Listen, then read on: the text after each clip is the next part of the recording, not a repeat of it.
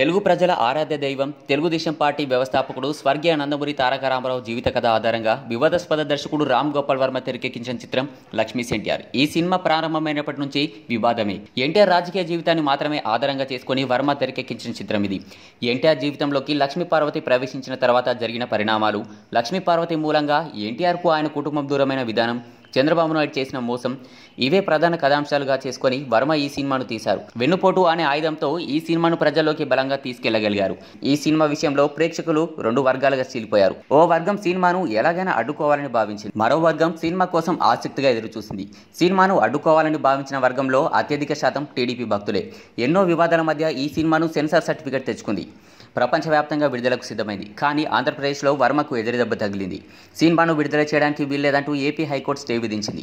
దీంతో ఏపీ మినహా మిగతా ప్రాంతాల్లో ఈ సినిమాను విడుదల చేస్తున్నారు.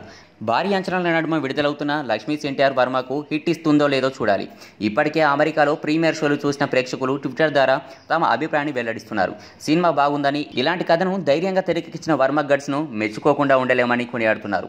ఎన్టీఆర్ లక్ష్మీ పార్వతి మధ్య జరిగిన ఓల్డేజ్ లవ్ స్టోరీని నేటి తరానికి నచ్చేలా అద్భుతంగా తీశారట. లక్ష్మీ పార్వతి ఎన్టీఆర్ కలిసి ఉండే సన్నివేశాల్లో కళ్యాణి మాలిక్ అందించిన నేపథ్య సంగీతం అద్భుతమని అంటున్నారు. ఈ మధ్య కాలంలో ఈ స్థాయి బ్యాక్గ్రౌండ్ స్కోర్ ఏ సినిమాలో వినలేదట. లక్ష్మీ పార్వతి పాత్రలో యజ్ఞ శెట్టి కెరియర్ బెస్ట్ పర్ఫార్మెన్స్ ఇచ్చిందని కొనియాడుతున్నారు. ఇక ఎన్టీఆర్ పాత్రలో పి విజయ్ కుమార్ చక్కగా కుదిరారని కూడా ప్రశంసిస్తున్నారు. అయితే ఫస్ట్ హాఫ్లో లక్ష్మీ పార్వతి డబ్బా బాగా ఎక్కువైందని వాదన కూడా వినబడుతుంది. ఫస్ట్ హాఫ్లో ఎన్టీఆర్ లక్ష్మీ పార్వతి సన్నివేశాలు తప్ప ఏమీ లేదట. పరమ బోరింగ్ అని కొంతమంది అంటున్నారు. చంద్రబాబు నాయుడు సన్నివేశాలు కూడా పెద్దగా ఆకట్టుకోలేదని టాక్. కాకపోతే ఆయనలోని కన్నింగ్ను మాత్రం ఓ రేంజ్లో చూపించారట వర్మ. మొత్తానికి వర్మ మరోసారి నిరాశపరిచారని అంటున్నారు. ఇలా ట్విట్టర్లో రెండు రకాల వాదనలు వినిపిస్తున్నాయి. మిశ్రమ స్పందన వస్తుంది. కొంతమంది సూపర్ అంటుంటే మరికొందరు ఏం బాగలేదంటున్నారు. తొలి రోజు పూర్తయితే కానీ సినిమా పరిస్థితి ఏంటో తెలియదు. ఈ వీడియో కనుక మీకు నచ్చినట్లయితే లైక్ చేయండి, షేర్ చేయండి. ఇలాగే మరిన్ని అప్డేట్స్ కోసం మా ఛానల్ని సబ్స్క్రైబ్ చేయడం మాత్రం మర్చిపోకండి.